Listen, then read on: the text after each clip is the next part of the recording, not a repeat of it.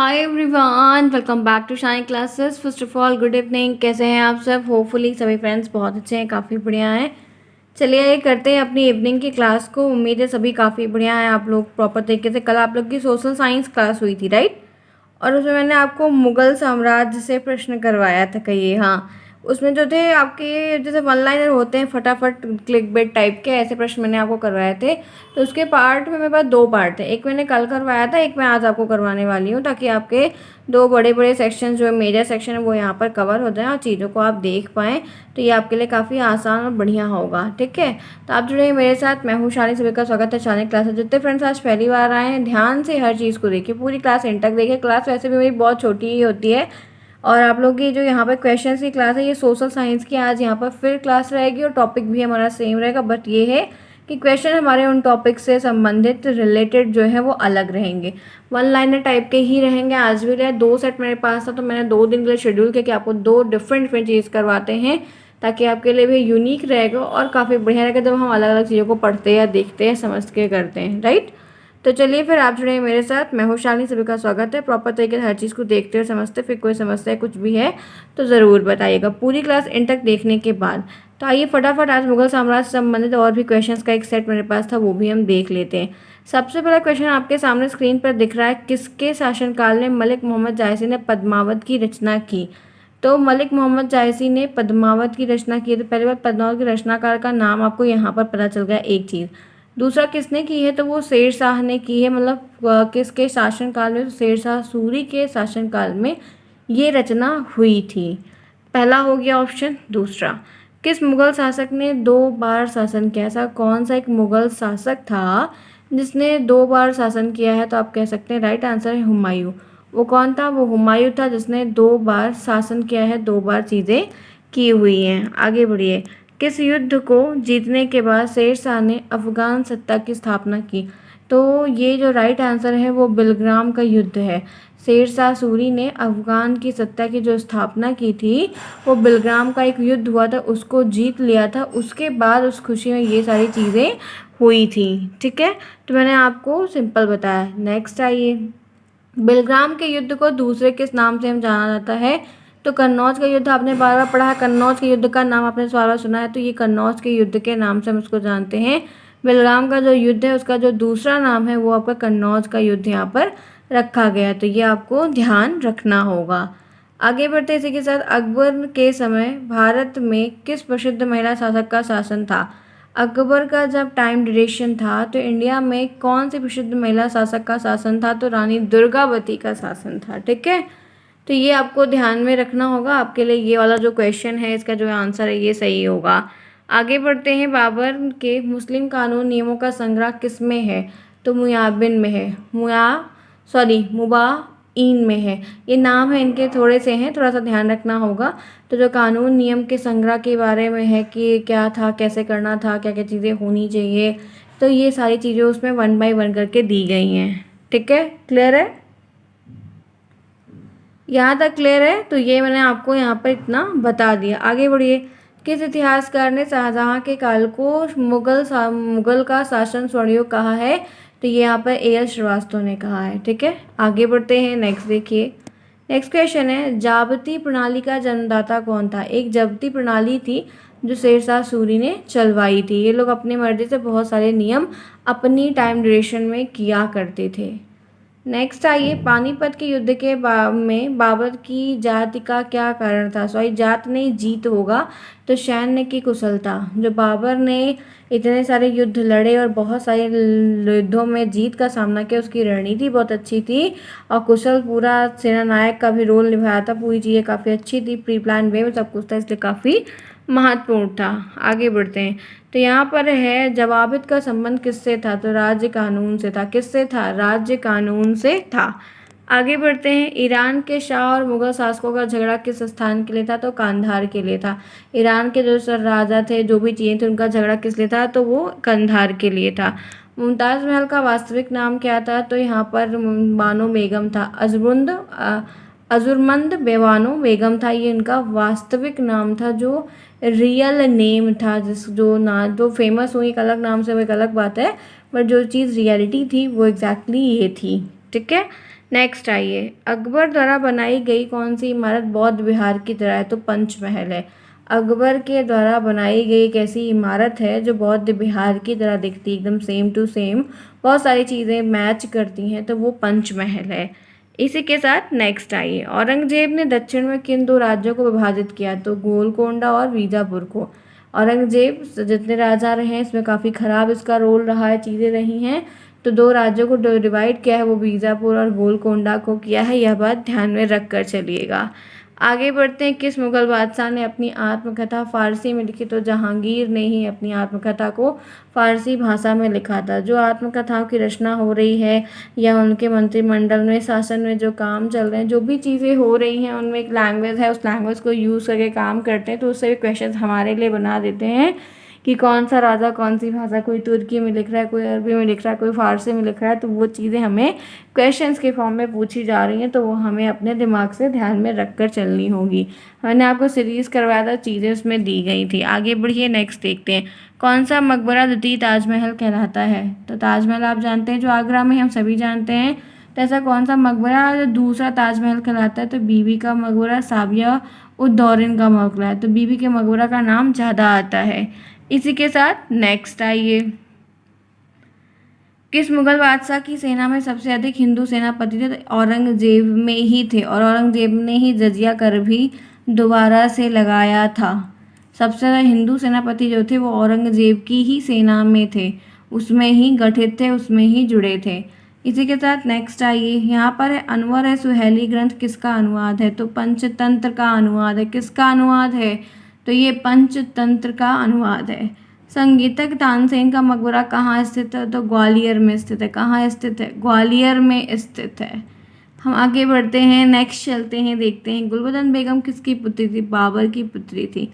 किसकी पुत्री थी? बाबर की पुत्री थी, बाबर की लड़की थी। महाभारत का फारसी अनुवाद किस काल में हुआ? तो अकबर के काल में। महाभारत जो हमारी ग्रंथ है, इसका जो फारसी अनुवाद किया गया है वो अकबर के टाइम ड्यूरेशन में किया गया था। आगे बढ़ते हैं, इसी के साथ नेक्स्ट देखते हैं, किसके निर्देशन में महाभारत का फारसी अनुवाद हुआ? तो फैजी के। नेक्स्ट चलते हैं, इसी के साथ और भी चीज़ों को देखते हैं वन लाइनर में, वो किस विद्वान मुसलमान का हिंदी साहित्य में महत्वपूर्ण योगदान रहा है? तो अब्दुल रहीम खान ने खाना खाया। ये क्वेश्चन अच्छा है, कई जगह पूछा भी गया, पूछा जा सकता है। किस विद्वान मुसलमान का हिंदी साहित्य में रहा है? तो अब्दुल रहीम खान खाना रहा है, जिनका रोल बहुत अच्छी भूमिका में रहा है, काफ़ी इन्होंने परिवर्तन करके ट्रांसलेट करके बहुत सारी चीज़ों को किया है। हल्दी घाटी के युद्ध में अकबर का उद्देश्य क्या था? तो हल्दी घाटी का जब युद्ध हुआ था तो अकबर का उद्देश्य राणा प्रताप को अपने अधीन लाना था। हर उद्देश्य के साथ ही कोई ना कोई युद्ध या कोई ना कोई काम किया जाता है, राइट? सभी करते हैं, आपका एक उद्देश्य, आप उसके पीछे लगे हुए हैं, तो सेम वैसे ये भी चीज़ थी। मुगल सम्राट अकबर के समय प्रसिद्ध चित्रकार कौन थे? दशवंत थे। तानसेन, दशवंत, टोडरमल, इन सब के नाम काफ़ी ज़्यादा आते हैं, कई बार इनके नाम, बहुत सारी चीज़ें पूछी जाती हैं, तो ध्यान रखिएगा। धर्मत का युद्ध कब हुआ था? तो ये 1628 ईस्वी में हुआ था। धर्मत का युद्ध किसके किसके बीच हुआ था? औरंगजेब और दारा शिकोहा के बीच हुआ था। किसके बीच हुआ था? तो कह सकते हैं कि औरंगजेब और दारा शिकोहा के बीच हुआ था। इन लोग के बीच में जो युद्ध हुआ है या जो कुछ भी चीज़ें हुई वो काफ़ी विशाल मात्रा में और ज़्यादा हुई हैं, तो ध्यान रखिएगा, इनके सब चीज़ों के नाम आने ही आने चाहिए आपको। यहाँ तक क्लियर है? हम आगे बढ़े और चीज़ों को कंफर्म करें। तो यहाँ पर नेक्स्ट है, मुगल काल में किस बंदरगाह को बाबुल मक्का कहा जाता है?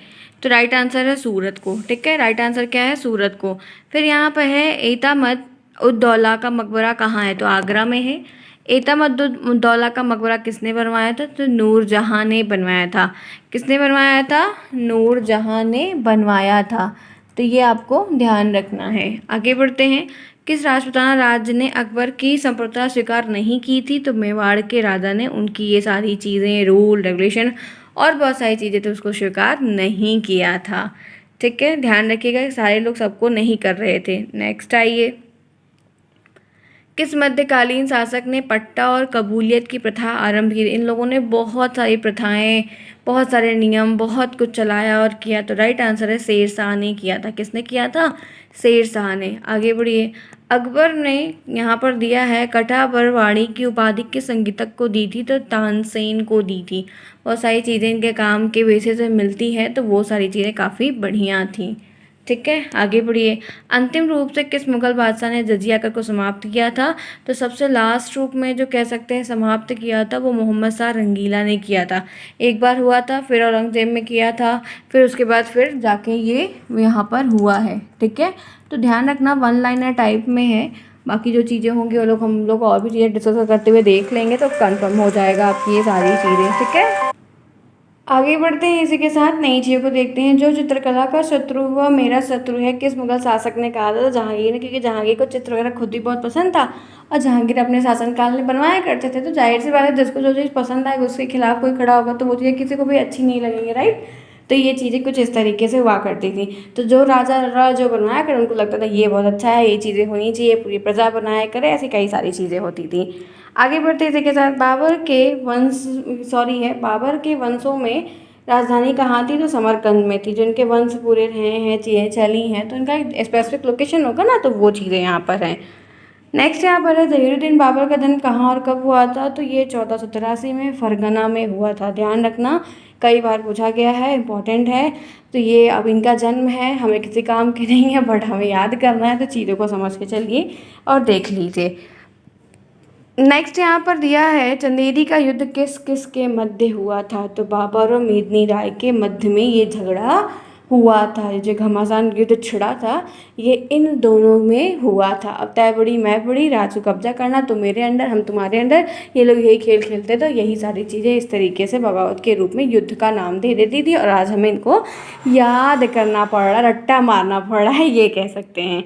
नेक्स्ट आइए, बाबर ने अपनी आत्मकथा किस भाषा में लिखी है, तुर्की भाषा। बताइए, महान शासक थे तो ये इतनी अच्छे थे कि अपनी किताब भी लिख कर चले गए हैं, और वो भी हमें याद करनी पड़ रही है।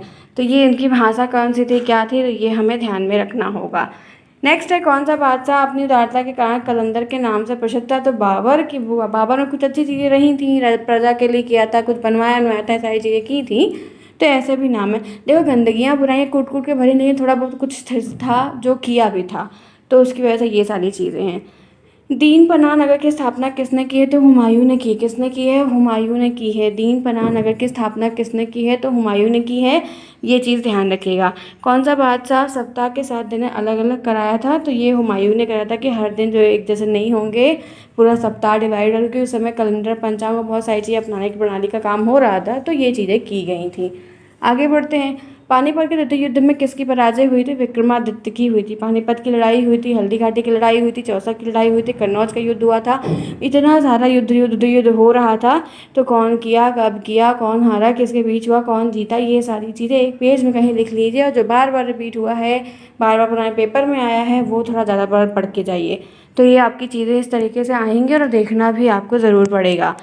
ठीक है, चलिए फटाफट क्लास को लाइक कर, जिन्होंने क्लास को नहीं लाइक किया फिर आगे बढ़ते हैं। लगातार मैं कॉन्टिन्यूस बोल रही हूँ, एक छोटा सा ब्रेक चाहती हूँ, छोटा सा, लेकिन आपके लाइक्स होने चाहिए फ्रेंड्स। देखिए, आपके लिए चीज़ें करवाई जा रही है, जो भी आपके सिलेबस में सीरीज़, तो आप लोग खुद ही इतना कुछ पढ़े हो, फिलहाल बीच में उसको भी कराया, बीच बीच में कुछ नया नया करते चलो, चीज़ें कवर हो जाएंगे। एग्ज़ाम के लिए जो भी चीज़ें होंगी पता जैसे चलेगा, सबको एक साथ होगा, जो कुछ भी होगा देखेंगे, लेकिन जब तक नहीं होता तब तक आप ब्रेक ना लो, हम भी ब्रेक नहीं ले रहे हैं, आप लोग के लिए कर रहे हैं।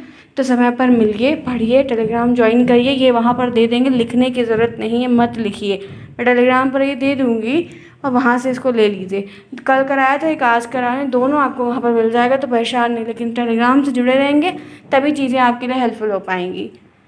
ठीक है, चलिए आगे बढ़ते हैं। नेक्स्ट देखते हैं, फतेहपुर सिकरी में बुलंद दरवाज़ा का निर्माण किसने करवाया था, तो अकबर ने। ठीक है, फतेहपुर सिकरी में बुलंद दरवाजे का निर्माण किसने कराया, तो अकबर ने कराया। बुलंद दरवाजे का निर्माण कब हुआ, तो 1575 में हुआ, ये ध्यान रखना है। भानुचंद्र चरित की रचना किसने की है, तो सिद्ध चंद्र ने की। किसने की है, तो सिद्ध चंद्र ने की है। नेक्स्ट है, इलाही संवत की स्थापना किसने की है, तो अकबर ने की। इलाही संवत की स्थापना किसने की है, तो अकबर ने की है। दास प्रथा का अंत कब और किसने किया, दास प्रथा के बारे में भी प्रश्न है, तो राइट आंसर है 1562 में अकबर ने। अकबर द ग्रेट इसीलिए कहलाया है, ऐसे नहीं कहलाया है, ध्यान रखना। नेक्स्ट है, किस शासक ने नरुद्दीन की उपाधि धारण की है, तो जहांगीर ने की है। आगे बढ़िए, किसने निसार नामक सिक्के का प्रचलन किया है, तो जहांगीर ने ही किया है, गीन नहीं, जहांगीर होगा। किस शासक ने न्याय के लिए अपने महल में सोने की जंजीर लगवाई थी? तो जहांगीर ने ही सोने की जंजीर लगवाई थी न्याय के लिए, फिर उसको लोग खींचते थे। फिर है मयूर सिंहासन का निर्माण किसने कराया? तो शाहजहां ने कराया। मयूर सिंहासन का निर्माण किसने कराया था? शाहजहां ने कराया था। ताजमहल का निर्माण के लगभग बनने में कितना समय लगा था? 22 साल लगे थे। ताजमहल जो आज हम देखने जाते हैं 22 साल लग गए थे।